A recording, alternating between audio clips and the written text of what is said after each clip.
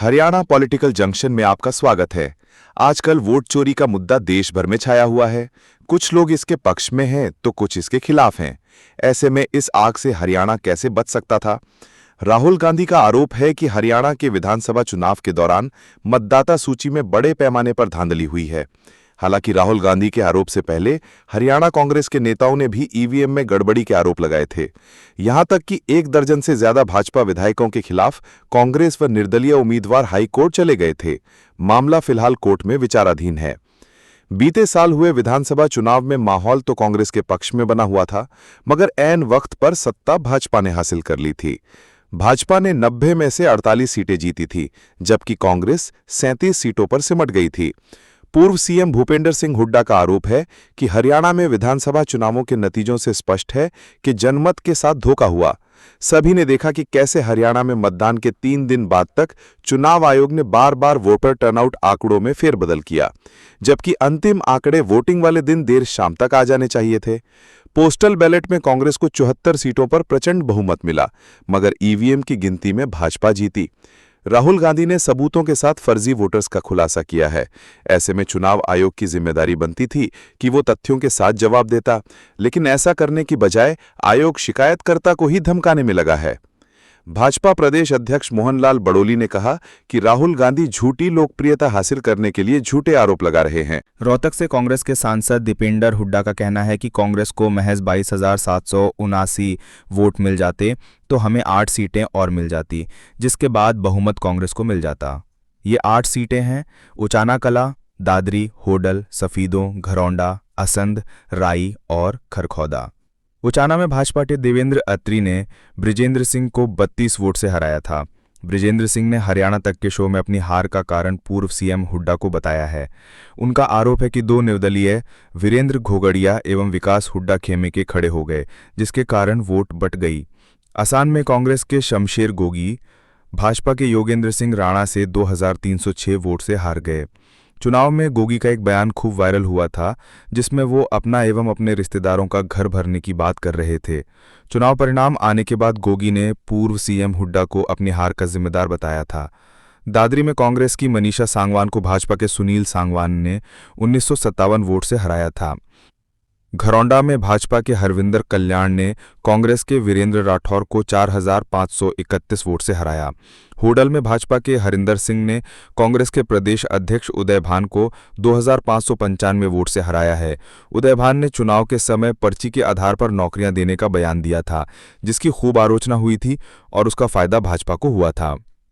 खरखौदा में भाजपा के पवन ने कांग्रेस के जयवीर वाल्मीकि को 5,335 वोट से हराया। दरअसल जयवीर को बदलने की आवाज काफी समय से खरखौदा में उठ रही थी और उन्हें बाहरी भी कहा जा रहा था। कांग्रेस को उनकी टिकट रिपीट करना भारी पड़ा।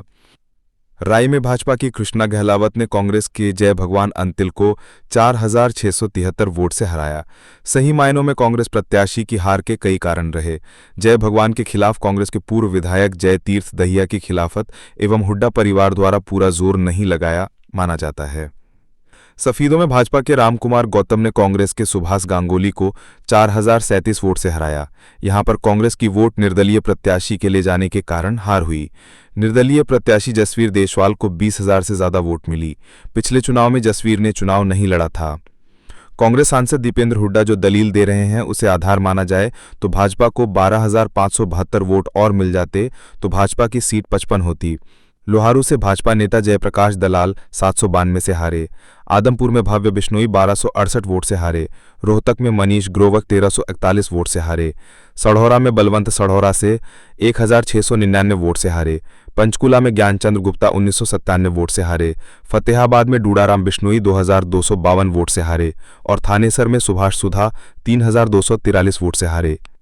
कमंतर से सिर्फ कांग्रेसी ही नहीं, भाजपाई भी हारे हैं। हरियाणा भाजपा विधायकों के खिलाफ कोर्ट में याचिका पर सुनवाई हो रही है।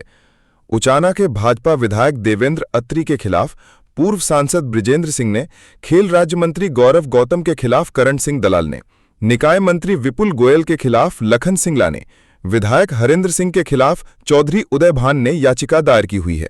इसी प्रकार शिक्षा मंत्री महिपाल ढांडा के विरुद्ध सचिन कुंडू ने, विधायक सतीश कुमार के खिलाफ नीरज शर्मा ने, विधायक सुनील सांगवान के खिलाफ मनीषा सांगवान ने, विधायक रामकुमार गौतम के विरुद्ध सुभाष गांगुली ने, विधायक कृष्णा गहलावत के खिलाफ जय भगवान अंतिल ने और विधायक भगवान दास के खिलाफ धर्मपाल गोंदर ने याचिका दायर की हुई है।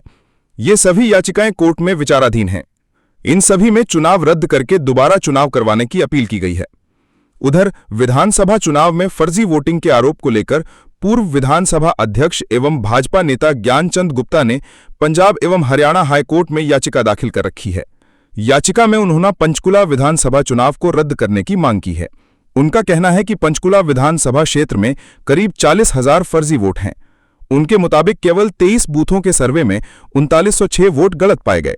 इनमें मृत व्यक्तियों के नाम, स्थानांतरित मतदाता और अज्ञात लोगों के नाम शामिल थे। वहीं थानेसर के कांग्रेस विधायक अशोक अरोड़ा के खिलाफ पूर्व मंत्री सुभाष सुधा ने याचिका दायर कर रखी है। वो भी दोबारा चुनाव करवाना चाहते हैं। इस तरह हरियाणा की 12 सीटों पर गड़बड़ी के आरोपों के कारण चुनाव दोबारा करवाए जाने की अपील की गई है।